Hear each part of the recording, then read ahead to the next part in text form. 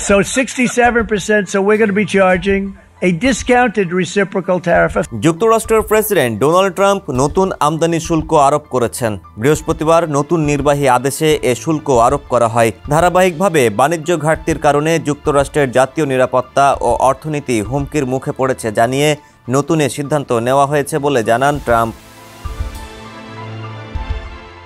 নতুন আদেশ অনুযায়ী যেসব দেশের সঙ্গে যুক্তরাষ্ট্রের বাণিজ্য সম্পর্ক এখনও অসম সেসব দেশের পণ্যের ওপর মূল্যভিত্তিক অতিরিক্ত শুল্ক আরোপ করা হয়েছে। অন্যদিকে যেসব দেশ অর্থনৈতিক ও নিরাপত্তা অংশীদারিত্বে আগ্রহ প্রকাশ করেছে তারা চুক্তি সম্পন্ন না করা পর্যন্ত আগের শুল্ক হারই বহাল থাকবে। সর্বোচ্চ শুল্ক আরোপিত দেশগুলো হলো সিরিয়া 41%, লাওস ও মিয়ানমার 40%, সুইজারল্যান্ড 39%, ইরাক ও সার্বিয়া 35%, দক্ষিণ আফ্রিকা, লিবিয়া, আলজেরিয়া, বসনিয়া ও হার্জেগোভিনা 30%।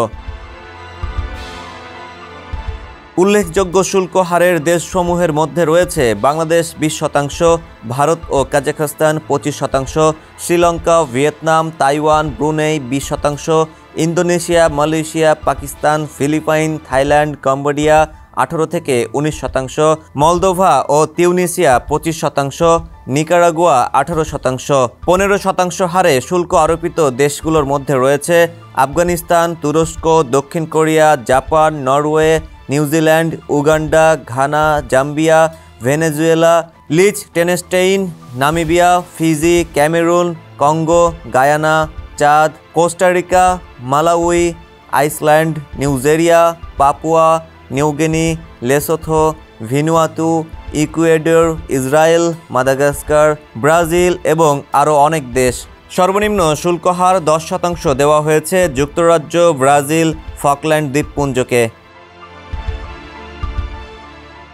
বাংলাদেশের ক্ষেত্রে নতুন শুল্ক হার 20%, যা পূর্বে ছিল গড়ে 15%, অর্থাৎ 5% হারে বাড়তি শুল্ক আরোপ করা হয়েছে।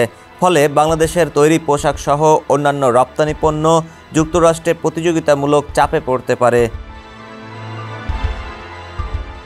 বিশ্লেষকরা মনে করছেন যুক্তরাষ্ট্রের এই শুল্ক নীতি শুধু বাণিজ্য ঘাটতি কমানোর উদ্দেশ্য নয়, বরং বিশ্বব্যাপী রাজনৈতিক ও কূটনৈতিক সম্পর্ককেও প্রভাবিত করতে পারে। যে দেশ যুক্তরাষ্ট্রের নীতির সঙ্গে ঘনিষ্ঠভাবে চলবে তারাই ভবিষ্যতে ছাড় পেতে পারে। হাসানুর আরিফিন, সমকাল।